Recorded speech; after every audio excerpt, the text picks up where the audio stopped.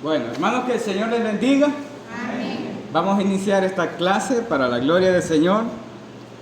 Como siempre, me es un privilegio estar con ustedes aquí en la casa del Señor para estudiar la palabra de Dios, para aprender y continuar con el tema que traemos.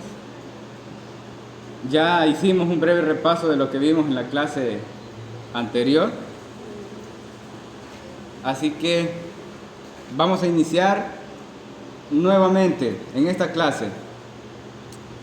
En la clase anterior, hermanos, aprendíamos que en los procesos divinos, Dios no solo envía el mensaje directo, sino que Dios le da a sus elegidos para misericordia el don del arrepentimiento. Amén. Y aprendíamos la diferencia entre el don del arrepentimiento, el que es dado por Dios, y el arrepentimiento del hombre. Y decíamos que el arrepentimiento del hombre es algo vacío, es algo sin vida. Pero el arrepentimiento que Dios da es un arrepentimiento para vida, que causa en las personas tristeza, lloro, dolor por haberle fallado a Dios. Yo decía en la clase pasada que es sumamente importante sentir tristeza al fallarle al Señor. Es muy importante. Debemos saber quiénes somos y no podemos presentarnos delante del Señor como seres humanos que representan la pureza. No somos así. Amén.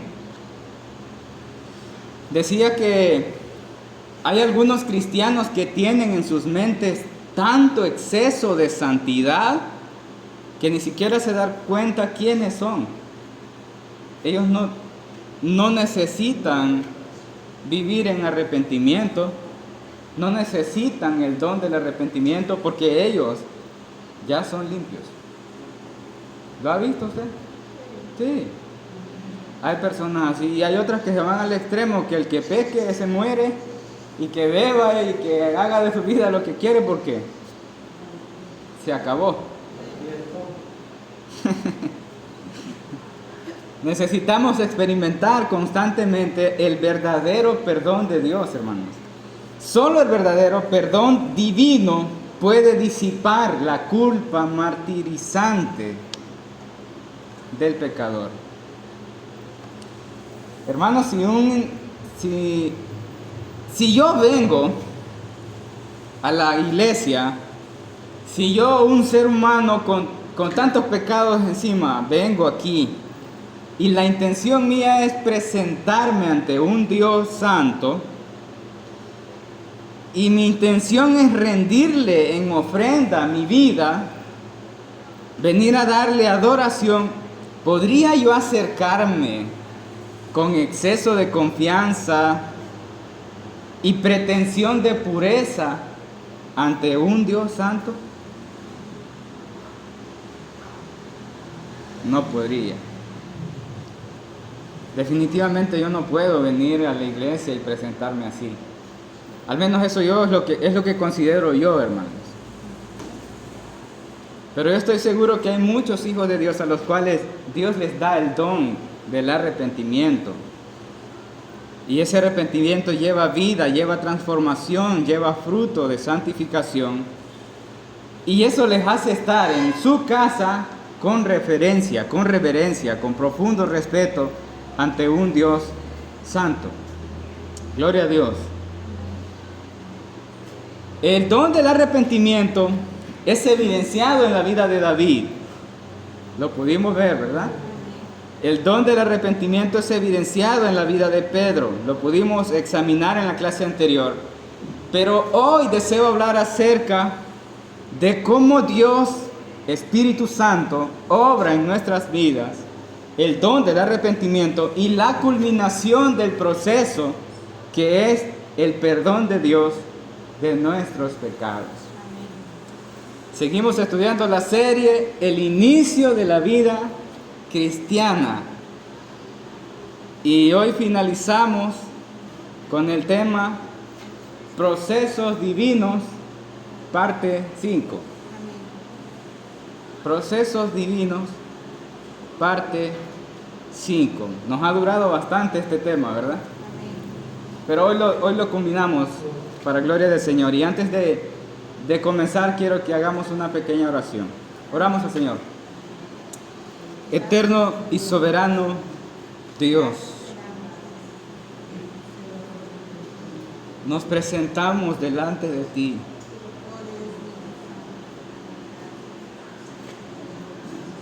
No pretendiendo ser lo que no somos, sino que nos presentamos delante de ti como necesitados de que tú obres en nuestra vida, de que tú purifiques nuestra vida, que tu palabra llegue hasta lo más profundo de nuestros corazones y nuestras mentes, y que tu luz alumbre todo lo que hay en nuestra vida, para que podamos, Dios mío, entender tu palabra, para que podamos entender quién eres tú. Guíanos hacia tu verdad. Transfórmanos con tu palabra. En el nombre de Jesús de Nazaret te lo pedimos, Señor. Amén y amén. Dios usa personas para transmitir el mensaje, hermanos. Y el mensaje es el medio. Amén. Y quiero decir que el medio, el mensaje, es muy importante. Porque las personas cumplen un papel muy importante. El profeta cumplió un papel muy importante a ser el medio que Dios usó para llevar el mensaje. Amén. Entonces, el medio, que es la persona, y el mensaje son muy importantes, pero es mucho más importante recibir el don del arrepentimiento. Ese es el que causa el efecto que Dios procura en sus hijos para una vida guiada por su Espíritu hacia sus propósitos. Hay personas que escucharán el mensaje. Hay personas que tendrán enfrente el medio que les transmita el mensaje. Y será un mensaje directo a sus corazones, pero no recibirán el don del arrepentimiento. ¿Cuántas personas no hay fuera que han recibido el mensaje directo al corazón, pero no tienen el don del arrepentimiento? Amén. Entonces es más importante el don del arrepentimiento en nosotros, porque si no reciben el don del arrepentimiento, eso indica que no reciben perdón. Amén. Y quiero abordar algo con respecto a los líderes, que son los responsables de la guianza de la iglesia hacia el caminar de la perfección. Gloria a Dios.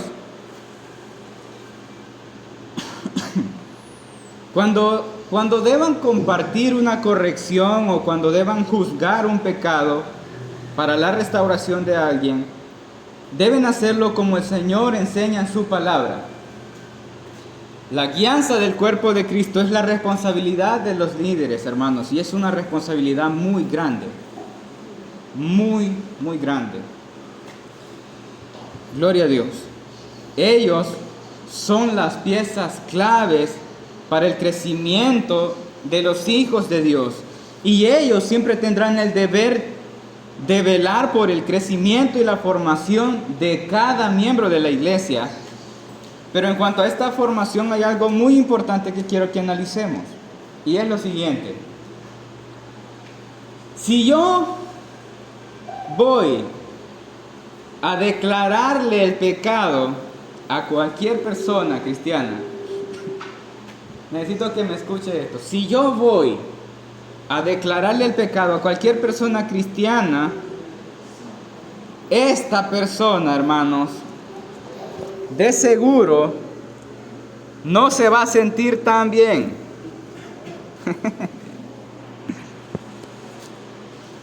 Esa persona no va a reaccionar bien, va a causarle molestia, disgusto, va a haber ofensa, van a haber faltas de respeto. Mayormente cuando yo opine con respecto a su pecado.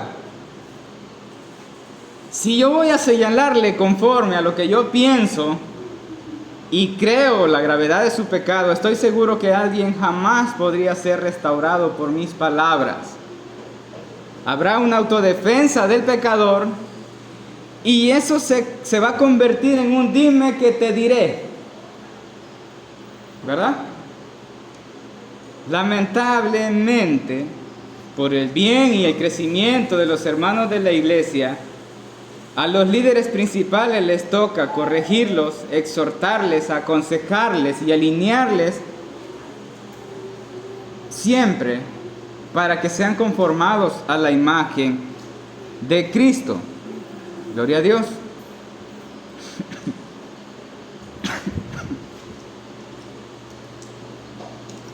Y quiero hacer bien notable el error que muchas veces se comete en cuanto a los líderes para señalar un pecado o una corrección.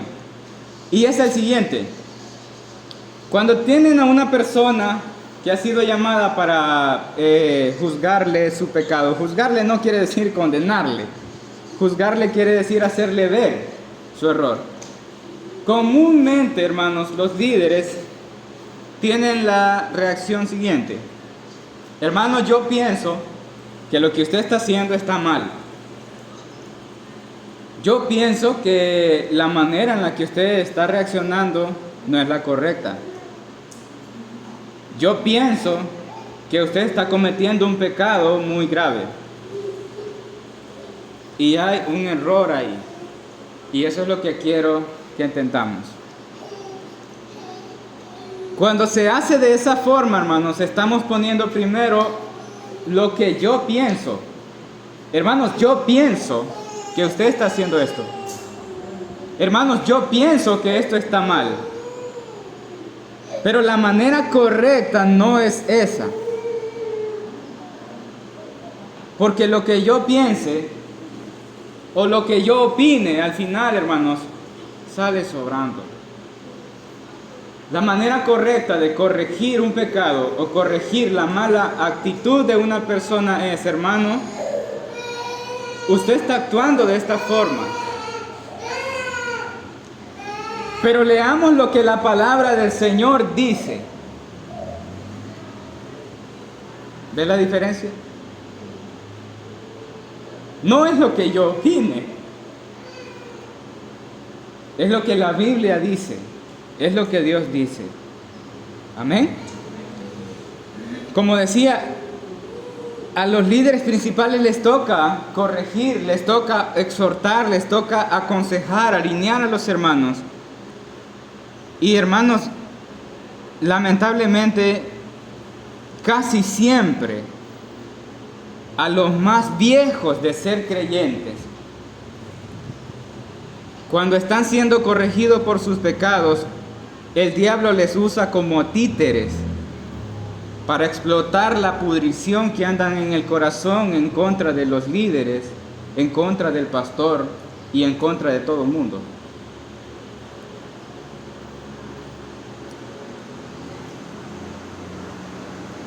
En estas reuniones, cuando una persona llega a ser corregida, según se da la reunión, casi que son los líderes los equivocados, casi que son los líderes los que necesitan mejorar que el que está llamado a reunión. Y lamentablemente, hermano, esto no sucede en personas nuevas de ser cristianos, sucede con los que son más viejos de ser creyentes. Y es vergonzoso. Son los que más a la defensiva se pone cuando se les quiere corregir. Acusan a todo mundo, se atreven a señalar a los líderes superiores lo incorrecto que los líderes superiores están haciendo. Se mantienen a la defensiva y le señalan lo que los líderes no deberían tolerar, pero toleran. y dicen, ustedes deben de llamar a tal persona, ustedes deben de corregir a tal persona, no a mí.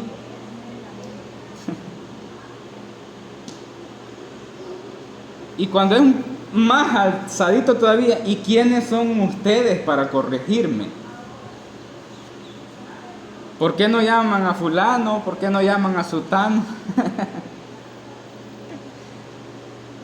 Pastor, diácono, ¿han tenido personas así en reunión?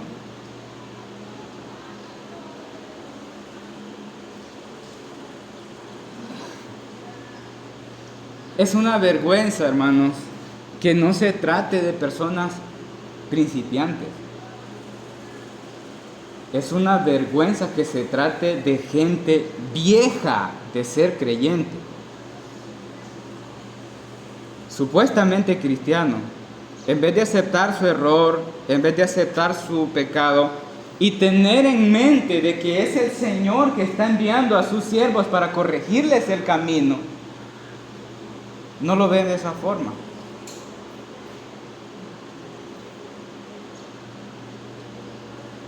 En vez de aceptar el error, en vez de aceptar el pecado, salir humillado por ofender a Dios con su actitud, por su mal ejemplo, se sale hablando de los líderes, del pastor, de los diáconos, y hablan de ellos porque no están obrando como él piensa que deben de obrar. ¿Pasa eso, hermano? Sí, pasa. Atacan no solo a los líderes, sino que atacan a sus familias, a sus esposas y a sus hijos, por defender el error y el pecado en el que están.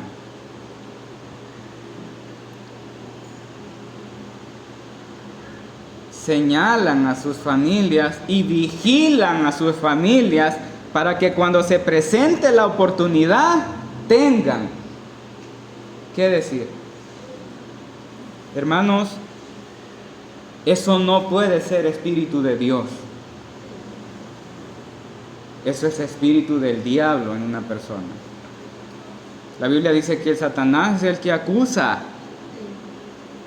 Satanás es el que anda buscando alrededor. Y justamente ellos mismos son los que dicen, si yo fuera diácono, si yo estuviera allí, las cosas fueran diferentes. Hermanos, precisamente por eso jamás van a ser diáconos. Porque son personas que no sirven. Primero, no sirven ni como miembros dispuestos a dejarse guiar por sus líderes superiores para crecer espiritualmente, ni siquiera aceptan la corrección con humildad de su propio error. De su propio error. Si una persona no sirve ni para eso, ¿cómo podría esta persona estar en un cargo o estar a cargo del crecimiento y el desarrollo espiritual de las almas que el Señor ha comprado? ¿Cómo podría estar ahí? ¿Cómo podría esta persona enseñarle a los demás a ser conformados al carácter de Cristo? No podría. Entonces los líderes comúnmente se comete ese error a veces, aunque vaya con buenas intenciones, decir, cuando yo doy mi opinión al respecto del pecado de alguien, quiero usar la Biblia para amparar mi opinión. O sea, doy mi opinión para corregir el pecado y luego presento la Biblia. Si yo hago eso, no lo estoy haciendo de la forma correcta. No voy a transmitir vida aunque yo lleve buenas intenciones de corregir una falta. No es la forma correcta. Lo que un líder, hijo de Dios, enviado por el Espíritu Santo debe hacer es decir solamente lo que Dios ha dicho en su palabra. Amén. Sin mezclar sus opiniones. Él debe limitarse a decir las palabras de Jehová. Cuando la verdad de la palabra de Dios alumbra el pecado, la persona entenderá que no es el mensajero, es quien emite ese mensaje. Amén. Si la persona es hija de Dios, hermanos, escuche esto. Si la persona es hija de Dios, automáticamente sentirá que se despedaza por dentro, que esas palabras penetran hasta partir su alma, las coyunturas, los tuétanos, que le disciernen los pensamientos y las intenciones de su corazón. Al escuchar las palabras, al escuchar ese mensaje, esta persona se va a convencer de la vileza de su corazón, de su estado. Va a convencerse de su pecado. Va a sentir expuesta su vida en una forma en la que no habrán palabras que puedan justificarle. Pero eso pasa cuando este que escucha el mensaje es un hijo de Dios. Cuando Natán llega a corregir a David, no llega a decirle: mira, David, yo opino o yo pienso que estás mal. Llega y le da solo las palabras de Jehová.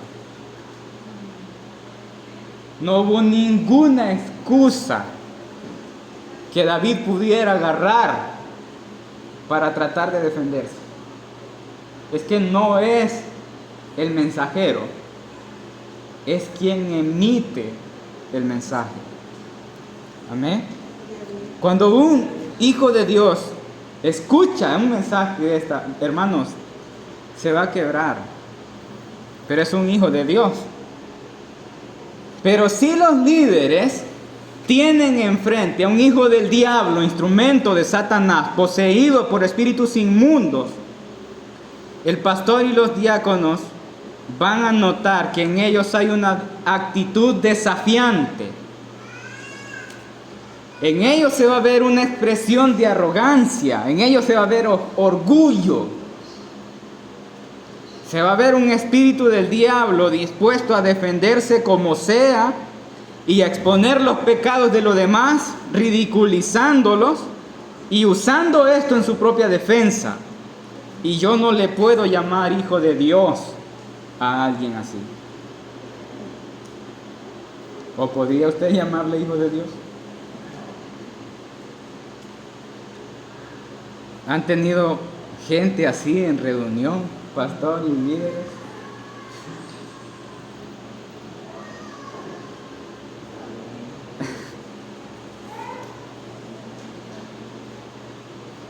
Algunos de ustedes, hermanos, que están aquí, cuando han sido llamados por sus líderes para una corrección, ¿han actuado como hijos de Dios? ¿O han actuado de otra forma?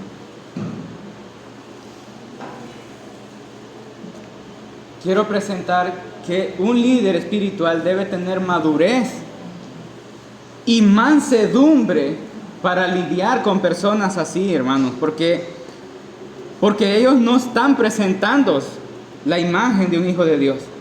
Hermanos, ellos están siendo la representación de Satanás enfrente de la iglesia. Ellos son un títere de Satanás, un instrumento del diablo rebelde, testarudo y necio. La personificación misma del diablo, así como cuando se le apareció a Jesús y le dijo: apártate de mí, Satanás, me eres tropiezo, y era Pedro.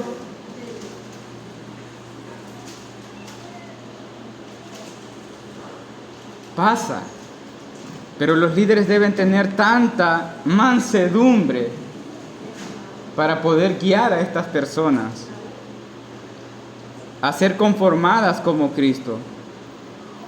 lamentable, hermano, es que no solamente se pudren ellos solos, sino que contaminan a otros miembros de la iglesia. Y eso es más preocupante todavía. Y como digo, es muy vergonzoso decirlo, pero siempre, hermanos, siempre son y serán personas viejas de ser creyentes. Porque los nuevos son mucho más dóciles.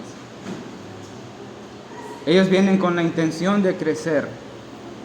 Estas personas son gente vieja de ser creyente. Y los líderes deben lidiar con estas personas. Pero hay un consuelo para los líderes. Y es exactamente lo que Dios le dijo a Moisés.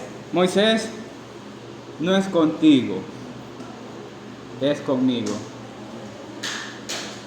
Tú eres responsable de transmitir el mensaje.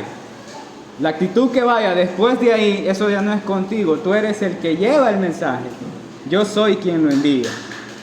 Amén. Así que no es contigo.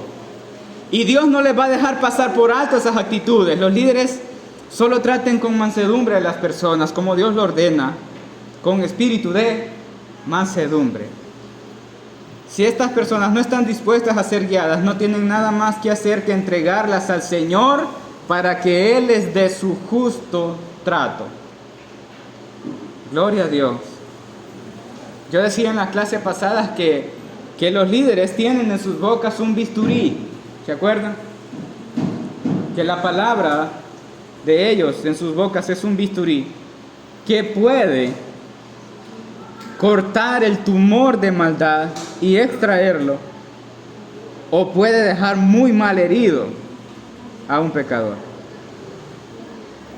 Amén. Porque probablemente sí nos encontremos con una persona que sea dócil y se le vea el arrepentimiento, pero yo con el bisturí comience a cuchillar por todos lados para terminarle de sacar el tumor, ¿verdad?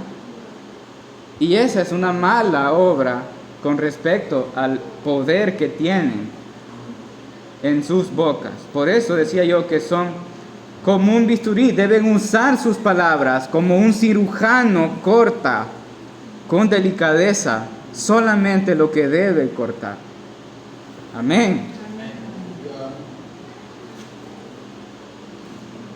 Gloria a Dios.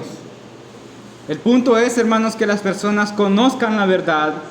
Y la verdad no es lo que yo opine, la verdad no es lo que yo piense al respecto. La verdad es la palabra de Dios. La verdad es la palabra de Dios, la regla infalible de fe y conducta, superior a nuestras conciencias, de la cual depende toda justicia. Y la palabra de Dios jamás se va a inclinar al favor del pecado ni de la injusticia. La palabra de Dios va a cortar donde debe cortar. Su palabra es perfecta y no necesita mi opinión. Gloria a Dios. Aleluya. Quiero enseñar, hermanos, que cuando Dios, Espíritu Santo, interviene en una vida, en su pecado, nunca el Espíritu Santo de Dios vendrá para avergonzar y ridiculizar a un elegido por el Padre para misericordia. El Espíritu Santo nunca va a avergonzar y ridiculizar a alguien por su pecado. La vergüenza la sentiremos nosotros, amén, por nuestro pecado. Pero no es que el Espíritu Santo venga a hacer sentir vergüenza a las personas. Eso es importante aclararlo. Lo maravilloso de todo esto es que Dios usa a los escogidos, a sus elegidos, amén. A ellos Él les trata con misericordia y con amor por el sacrificio de Jesucristo. Y las personas que Dios usa para restaurar a estas personas que han fallado, deben ser personas en la cual se ve proyectada la imagen de Cristo. Jesús corrigió muchos pecados severos. Si usted es un líder con una posición alta, estudie cada situación, cada pecado, cada forma en la que el Señor Jesucristo corrigió un pecado y aprendamos de Él. Amén. Él juzgó a las personas. Él juzgó sus maldades. Amén. Pero Dios, o hablando de Jesús, hermanos, Jesús nunca vio el pecado de los demás como oportunidad para declararle los pecados y reafirmar su santidad. Jesús nunca vio a los pecadores de esa manera. Porque cuando llegan con el paralítico, el Señor solo lo ve y le dice: a ti te digo, tus pecados te son perdonados. Cuando llevan a la mujer que ha sido sorprendida, ¿en qué? En adulterio, y van apedreada, amparados con la ley, con toda la libertad de la ley de apedrearlas, la tiran frente a los pies de Jesús para que Él la juzgue, la ridiculice, la señale y la avergüence por su pecado. Pero Jesús no obra de esa forma. Pero eso no quiere decir que esa mujer no sintió la arrepentión de su pecado ante Jesús. Amén. Cuando Jesús le dice a la mujer: bueno, todos quieren apedrearla, ¿verdad? Si alguno de ustedes, vamos a comenzar por ahí, si alguno de ustedes, principales sacerdotes de la ley, gente intachable para el judaísmo, si alguno de ustedes se considera estar libre de pecado, dele. Jesús no les dijo: no les doy permiso de apedrearla. Jesús les dijo: si ustedes están libres, dele. Y la Biblia dice que comenzaron a tirar las piedras, desde los más viejos hasta los chiquitos. Cuando quedó el volcán de piedra ahí, Jesús volvió a ver a la mujer y le dijo: ¿dónde están los que te acusan?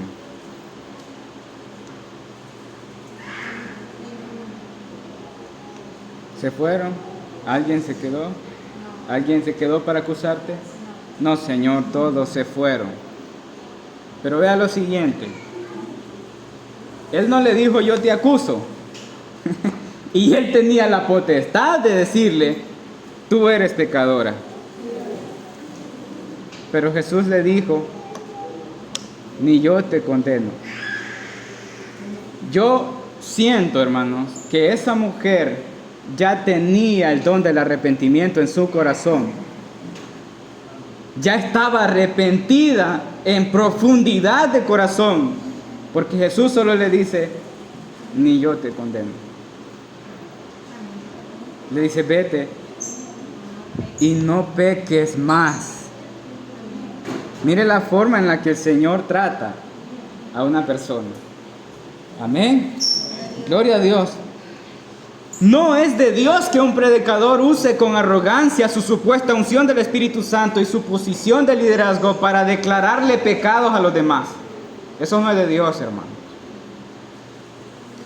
En estos pasajes que hemos estudiado vemos el carácter de Dios en sus hijos, con las personas a las que Él ha elegido para tener misericordia. Pero ¿qué actitud llevaría Eliseo si el Señor le dice que debe ir a declararle el pecado a otro líder o a otro hermano de la iglesia? ¿Qué actitud podría tener Eliseo si Dios le hubiera dado la oportunidad de ir a declararle el pecado al rey David? ¿Qué actitud hubiera llevado Eliseo a ir a declararle un pecado tan abismal al hombre conforme al corazón de Dios?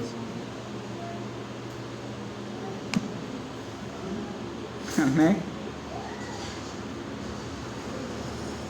Hermanos, debemos entender que algo muy importante, y es que si Dios se nos apareciera y nos declarara cada uno de nuestros pecados para exhibirnos públicamente lo que somos, nadie podría mantenerse vivo. Su santidad y las palabras de verdad que salieran de su boca nos desintegrarían. Ante su santidad no valen las apariencias de justicia, no vale el ser irreprensible para los demás. Las personas más cristianas, la persona más cristiana que usted pueda imaginarse, la referencia de la vida del evangelio que usted tenga, el hombre más santo que usted considere, el hombre que sea más separado del mundo que usted haya visto, incluso las personas más sobresalientes de la Biblia, se derretirían en su carne y su espíritu ante la santidad de Dios.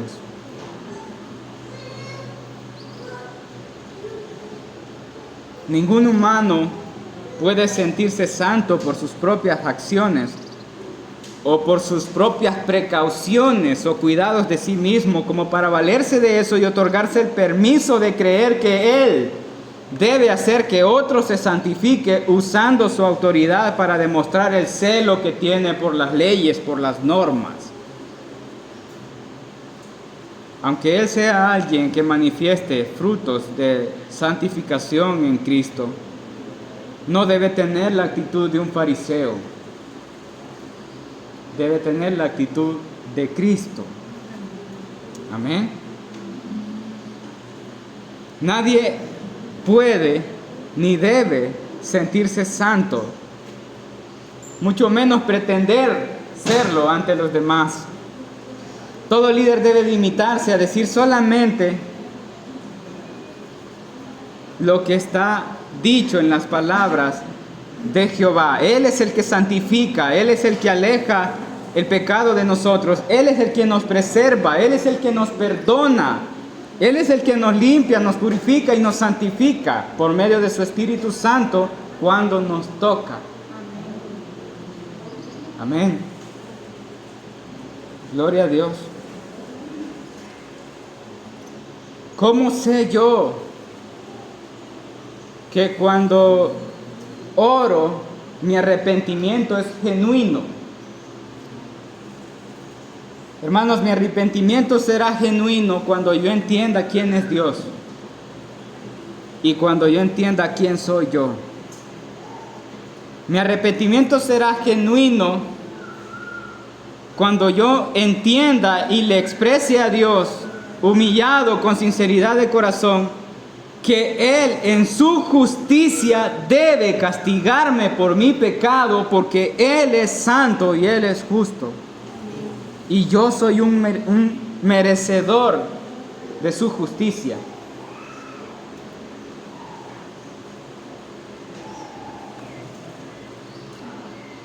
Si hermanos, si yo me acerco al Señor solo por su misericordia y solo por su amor, yo voy a estar creyendo en mi mente que yo tengo a Dios como un jabón que solo necesito para lavarme y limpiarme. Entienda eso.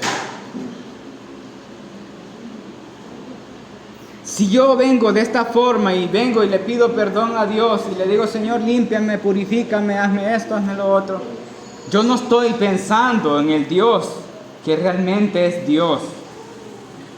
Yo solo vengo y estoy haciendo como que Él es mi jabón y yo me limpio. Eso no es arrepentimiento.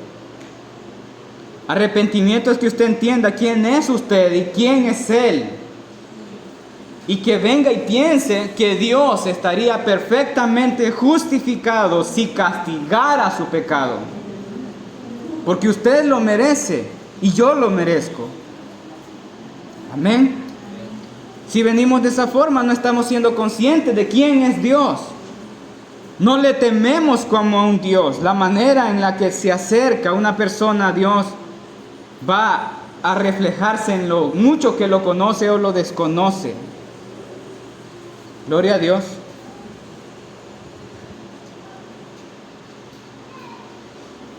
Necesitamos una tristeza según Dios para tener vida. El arrepentimiento no debe ser vacío.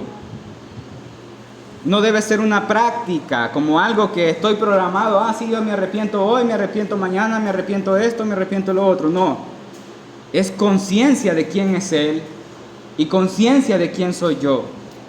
Y finalizo con el perdón, hermanos. Los hijos de Dios siempre sentirán el perdón y la seguridad de haber sido perdonados y salvados por Cristo. Porque los que no son sus hijos no se sentirán perdonados, ni sentirán la libertad del pecado, no van a experimentar el perdón de Dios. Una cosa es creer que Dios me perdona. Una cosa es orar, Señor, perdóname, y de ahí me voy y creo que Dios me perdonó. Otra cosa es venir y contarle a Dios mis pecados para que Él me perdone. Y como dije anteriormente, una cosa es que venga y use al Señor como que es tarjeta de crédito. Ah, no, pues Él me tiene que perdonar. Dios no tiene que perdonarme. No está obligado a eso. Nosotros debemos de acercarnos a Dios por lo que Él es. Amén.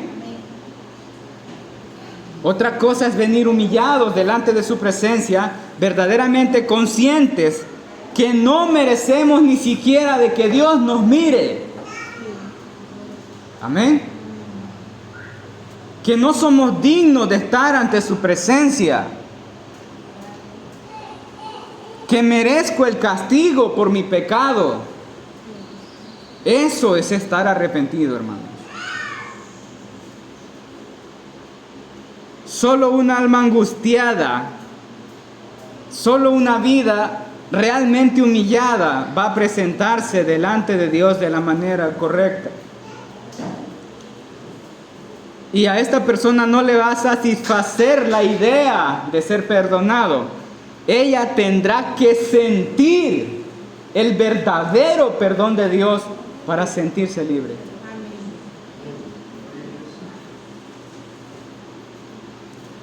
No se imagina el perdón de Dios. Ella sentirá en ella el perdón de Dios. Solo el verdadero perdón divino puede disipar la culpa martirizante del pecado. Y ahí finaliza el proceso divino. Una persona perdonada dará fruto de santificación. Amén. Esta es la clase de hoy, hermanos. Que el Señor les bendiga.